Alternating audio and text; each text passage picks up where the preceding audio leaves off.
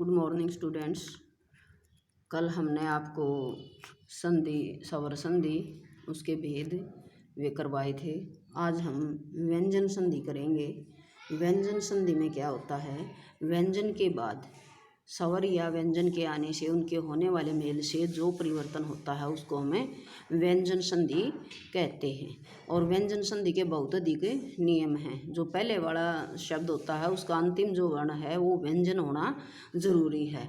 तो देखिए मैं ये बता रही हूँ आपको कि यदि क च ट त प यानी प्रत्येक वर्ग का पहला वर्ण से परे कोई स्वर या वर्ग का तीसरा चौथा वर्ण या यर लव है में से कोई भी वर्ण हो तो पहले वर्ण का उसी वर्ग का तीसरा वर्ण हो जाता है। ठीक है, ये याद करने पड़ेंगे। यानी क च ट त प वर्ण हो उससे परे यदि कोई स्वर आ जाए या उस वर्ग का तीसरा चौथा वर्ण या यर लव है में से कोई वर्ण हो तो पहले वर्ण का उसी वर्ग का तीसरा वर्ण हो जाता है। ठीक है, जैसे वाग प्लस ईस वागीस, सट प्लस आनन षडानन, सत प्लस गुण सदगुण, अप जमादि अब्दि, दिग प्लस अंबर दिगंबर, दिग प्लस गज दिग्गज।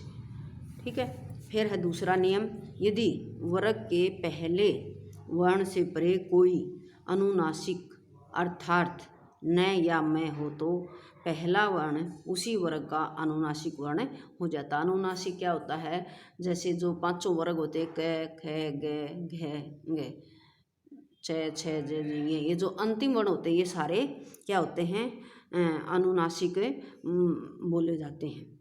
तो इसके क्या हैं, वाग प्लस में वांग में, चित प्लस में चिन्ह में, उत प्लस मेष उन्मेष, सट प्लस मास सणमास, सत प्लस मार्ग सन्मार्ग, उत प्लस मत उन्मत। तो ये हैं उत प्लस नायक उन्नायक और सत प्लस मति सन्मति। अब है अगला नियम। अगला नियम क्या है, तय हलंत के बाद, यानी व्यंजन तो होता है, ये तो हलंत तो सभी में आएगा ही। तय व्यंजन के बाद यदि लय हो तो क्या, तय व्यंजन के बाद यदि लय हो तो तय यानी तय हलंत है तो लय में बदल जाता है। तय हलंत है क्योंकि व्यंजन संधि में हलंत तो होता ही है, तो इसलिए ये इसमें लय में बदलेगा तो लय भी आधा ही होगा। जैसे उत प्लस लेख उल्लेख, तत् प्लस लीन तल्लीन। फिर है तय या दय के बाद जय झय हो तो तय और दय को जय में बदल जाता है। जैसे सत प्लस जन सज्जन, उत प्लस जबल उज्ज्वल, जगत प्लस जननी जगजननी। अगला नियम है, तय के बाद यदि ट या ड हो तो तय और ट ड में बदल जाता है। ठीक है, तत् प्लस टीका तट्टिका और उत प्लस डैन उड्डयन। यानी जो तय है तो ये भी जो तय है ये भी इसके ट में बदल जाएगा, और ये यहाँ ड आया है तो ये भी ड में बदल जाएगा, ये ध्यान रखना है तय के बाद। फिर अगला नियम है, तय के बाद यदि यानी सलगम वाला श हो तो तय का च और ग को छ हो जाता है। ठीक है, जैसे उत प्लस सवास उच्छ्वास, सत प्लस शास्त्र सत्शास्त्र, तत् प्लस शिव तत्शिव। तो श का तो क्या हो जाएगा, यानी छ। ठीक है, ये यहाँ स है। ठीक, और जो इधर तय है उसका च बन जाएगा। तो तय हलंत है तो ये तो अपने आप ये है कि च भी आधा ही होगा। और ये भी क्या है, यदि पूरा श आएगा तो पूरा छ आ जाएगा, और यदि आधा श आएगा तो आधा श बन जाएगा।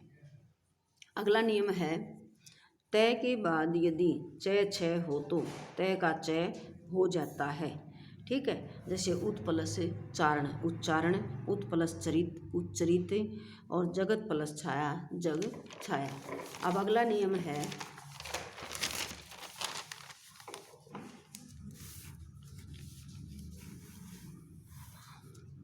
अगला नियम क्या है, तय के बाद है हो तो तय का दय और है का ध हो जाता, दोनों ही बदल जाते हैं।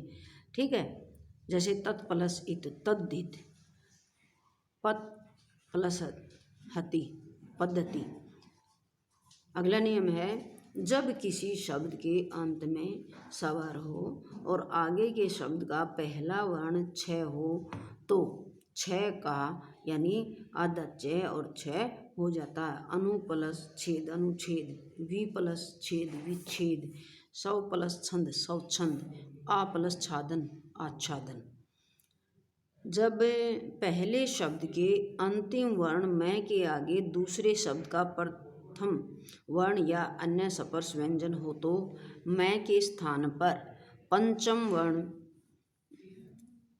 अथवा अनुस्वार हो जाता है। जैसे सम प्लस च संचय, सम प्लस हार संहार, सम प्लस योग संयोग, सम प्लस भव संभव, अहम प्लस कार अहंकार, सम प्लस श सम प्लस तोष संतोष। फिर अगला है, यदि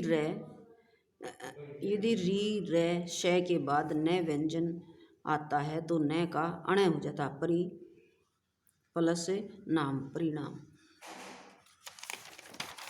जैसे ये दे रखा है, मर प्लस न मरण, भर प्लस न भरण, प्र प्लस मान प्रमाण, राम प्लस अयन रामायण। यदि श से पहले ए आ से भिन्न स्वर हो तो श का षटकोण वाला स हो जाता है। अभी जमा शेक तो अभिषेक, वि जमा सम विषम, नि प्लस छेद निषेध, सु प्लस सुक्ति सुसुक्ति। तो ये थे अपने आज व्यंजन इसके व्यंजन संधि के नियम। कल हम करवाएंगे विसर्ग संधि। तो ये मैं आपके पास भेजूँगी और आपको फिर कॉपी में लिखने हैं और याद भी करने हैं।